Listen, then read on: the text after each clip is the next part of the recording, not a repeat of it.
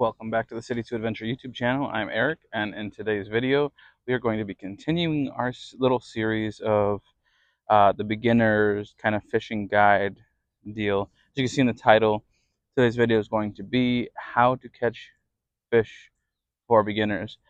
In a previous video, if you've seen the video for tackle and all you need to buy to begin, I think is that video. You'll know exactly the setup we're going to be running. It is this Ozark Trails Wayfair rod with the factory 8-pound test line, the reel that comes with the combo, and then as far as tackle goes, we are using a small-ish hook, probably pretty small to be honest. Um, uh, Split shot weights and a bobber. Now behind me is a stocked pond, and coming up to this location, I was told by a young gentleman, good luck. That's typically not a good sign. So I'm hopeful still that we'll be able to be successful here in our endeavors, but we might have to make a change. It is quite hot out. It was in the 90s when coming up here, and yeah, the water temperature is not going to be ideal whatsoever, but that isn't going to discourage us. We will persevere. So I'm going to walk you guys through the setups of your rod first to begin with. Obviously, your two pieces go together. You want to look down your pole, line up your eyelets of your rod, and then you're going to fish your line through those eyelets like I was doing. Now, after you have that done, I'm going to come down here and grab the little bit of tackle that we need. So we're going to start with a hook. Hopefully this will pick up on here. That big. It's going to be, maybe a medium size or so hook. That's what I'm going to call this. Many are going to say this is small, but when fishing bluegill, I tend to go pretty small. I almost go micro, even though bluegills can get a decent size. I tend not to oversize.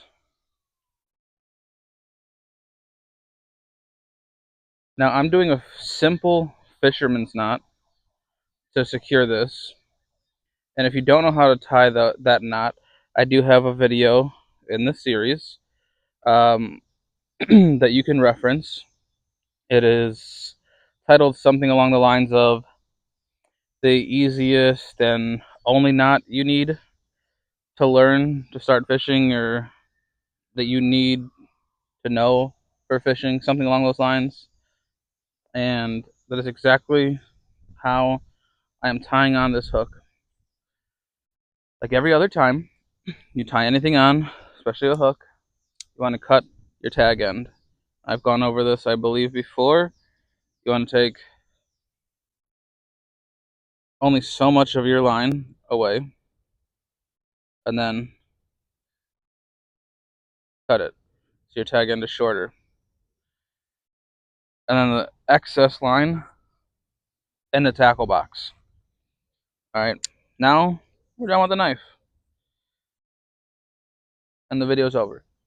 I'm kidding. Next, I'm going to come down and get a split shot. Now, I'm going to be using a decent sized bobber, so I would ideally like a decent sized split shot. And yes, we do have one, a reusable. So, a reusable split shot, pry it open. This is the correct side, yep. Gonna pinch it on the line, right there. A little bit away from the hook, perfect. This is pretty shallow water, so I don't want to go too deep. So when I set up my bobber, this one needs to be re-glued, as you can see.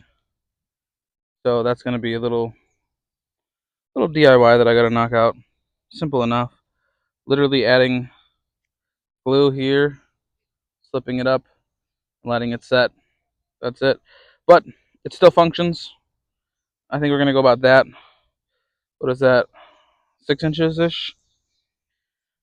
Now, if you've watched any other videos of me fishing, you're going to know that I always say night crawlers, night crawlers, night crawlers, night crawlers. And where I can throw this to start, and it would probably work, I'm going to stick away from this for this first couple of casts, these first couple of casts. And in here, I have wax worms. Now, wax worms work very well as well as the night crawlers. This is what they look like. You'll throw one on the hook. They're about the same price as night crawlers. So, I mean, for this, it was 24 count for the wax worm. And that's it. It's on the hook. If the fish gets it, the fish gets it. It does come off the hook a lot easier when fish bite. So that is something to be mindful of. But we're going to use wax worms as our bait. Again, night crawlers works.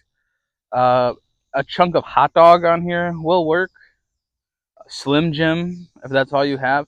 If you're in a very urban area and you are coming to a pond like this, yeah, you could get an Oscar Mayer wiener, cut it up and put a little chunk on there. It'll work. The fish will get it a lot of times off, and it'll take quite a bit of casting and figuring out to get it, but you'll get them. I grew up doing that with hot dogs and with the Slim Jim, so this is definitely a luxury to have something like a wax worm from what I grew up doing. So now, let's see, we're tangled up yet again. There we go. We have our full setup. We have our hook, our weight, our bobber, our 2-piece, and now we're going to learn to cast. So the ground is really uneven, so it's going to be very difficult for me to bring you forward, so I'm just going to show you this here and then cast from a distance. Now with this kind of reel, the spinning reel, it's already getting wobbly. I don't like that, but you're going to hold your line at your rod, open your bail, hold the base, and release. Now you don't have to release your entire hand. Close the bail after it's in the water. You don't have to release your entire hand. It's just your finger that's holding the line. But I'm dramatizing or whatever the cast to show you what I'm doing. Now our bobber's in the water, and hopefully you guys can see that. I'm gonna try to get down in here and zoom you in. Let's see, can we see it? Yeah, bobber's in the water right there. And now we're waiting for that. There was a little tick on it. You're gonna see the bobber go up and down in the water. Really down and then back up. But we're waiting for that to drop underwater. Something was there, something tipped at it. And that's just me moving it now.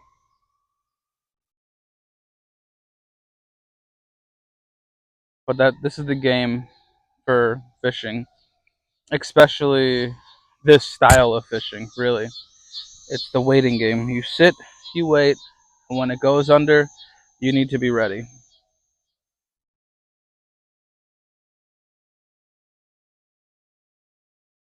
Hopefully we can get lucky.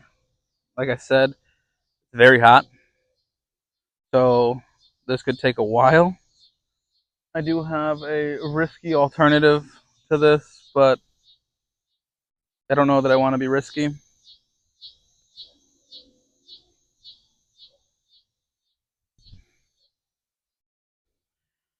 Well, I had to bring this back in because I wanted to take a look at it. It moved a little bit more out of where I wanted it at, but that was kind of a blessing in disguise.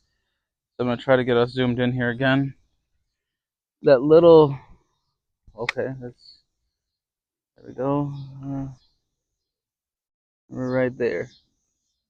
That little tick that we saw when the bobber popped that little bit, that was a fish taking our bait. And that's again a fish on our bait, and it looks like it's probably going to be gone. Wax worms are very easy for fish to take, and this makes it a little bit more tricky.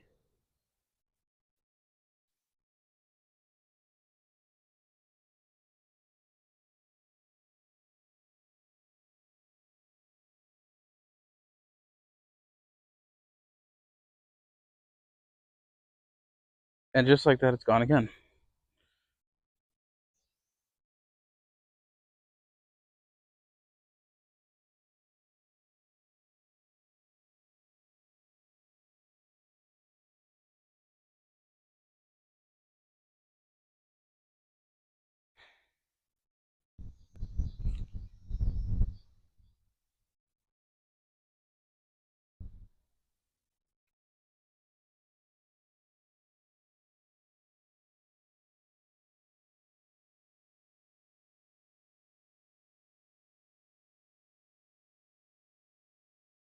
Oh man, I think we're going to miss this guy. I don't even know if you can see it anymore.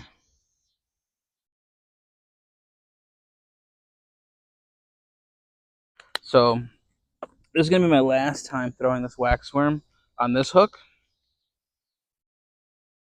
And I'm going to see what comes of it. I'm thinking that everything in here is small, which is fine. There's nothing wrong with that. But you want to play the hand that you're dealt. If you're getting bites but no hookups, you need to size down your hook. Now, again, in that video I made showing you the tackle that you need in order to get started fishing, a variety sized pack of hooks was the ideal choice for this reason. Oh wow, I thought that was going to be it. Oh, here we go. We finally got one. Check that out. Let me unzoom you guys. Oh my gosh.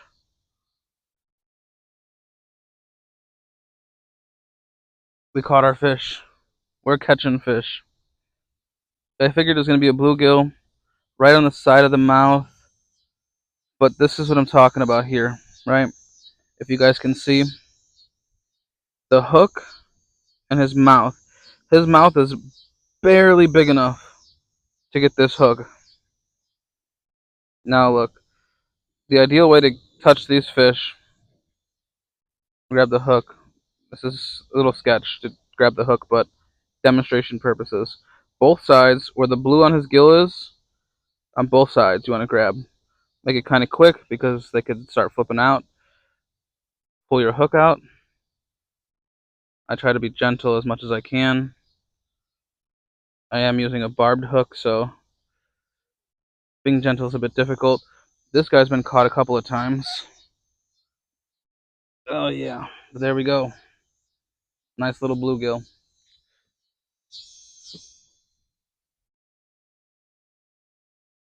Now make sure you throw him back safely.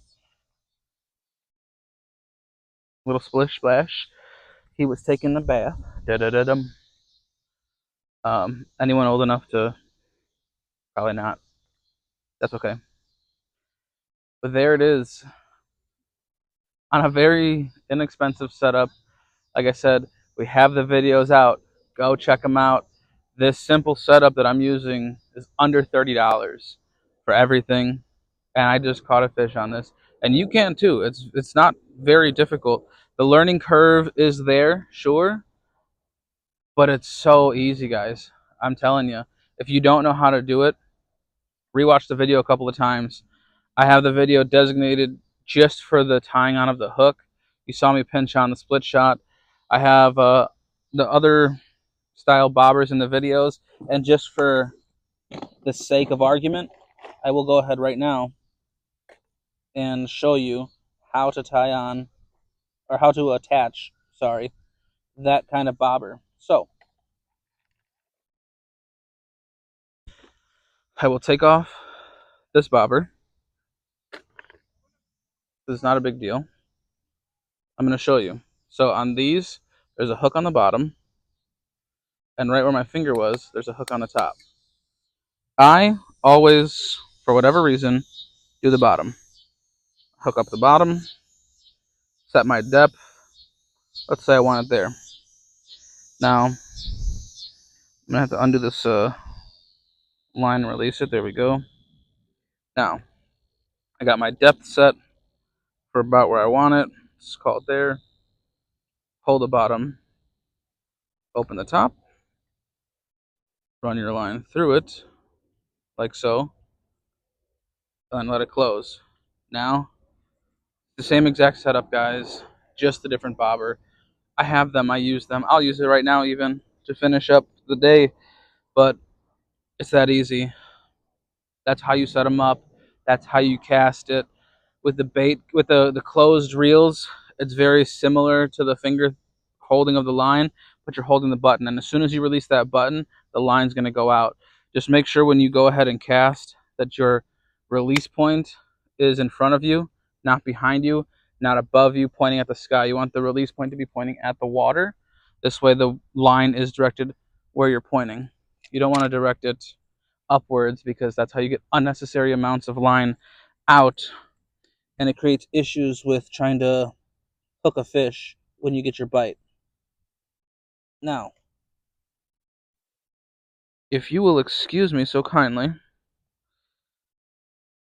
there are many, many, many more fish in here, and I would like to catch a couple more. So, thanks for watching. I hope this video was helpful, and hopefully you come back for more videos. Take care, guys.